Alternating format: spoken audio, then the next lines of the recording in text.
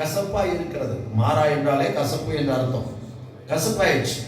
அப்போ மோசே சொல்றாரு, ஒரு மரத்தை குப்பை வெட்டிட்டு வாங்க, அதை வெட்டிட்டு வந்து நீங்க தண்ணியில போடுங்க, மாறாவின் தண்ணீர் மதுரமாய் மாறும். அல்லேலூயா. மாறிச்சு.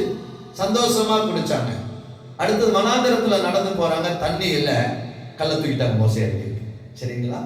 அப்ப என்ன அப்படின்னா, ஆண்டவரே மாறாவின் தண்ணீரை மதுரமாய், நம்ம பாடுறோம் இல்லைங்களா, மாறாவின் தண்ணீரெல்லாம் மதுரமாக மாறி, மாறாவின் தண்ணீரை மதுரமா மாற்றினீங்களே, இந்த வனாந்திரத்துல எங்களுக்கு தண்ணீர் தர உங்களால முடியும். அல்லேலூயா. அப்படி சொல்லியிருந்தா கர்த்தர் சந்தோஷப்பட்டிருப்பாரு.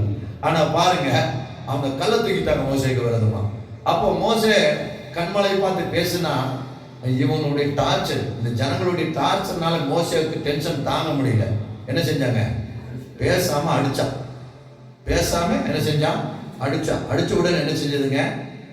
என்ன வந்து தண்ணி வந்துச்சு, குடிச்சாங்க. ஆனா ஆண்டவர் கடைசியில் மோசே எடுத்து சொன்னாரு, அந்த அந்த தண்ணீர் காரியங்கள் நீ என்ன செய்யல, என் வார்த்தைக்கு கீழ்ப்படையில், அதனால இந்த தேசத்தை பார்க்க மாட்டேன்னு மோசே எடுத்து சொன்னார். அப்போ நம்முடைய வாழ்க்கையில் என்னன்னா, கர்த்தர் செய்ததுக்கு கொடுத்ததுக்கு நன்றி சொல்லுங்க. கடவுளே சொல்லுங்களேன், ஆண்டவர் நமக்கு இதுவரை ஜீவன் கொடுத்தார், அதற்கு நன்றி சொல்லுங்க.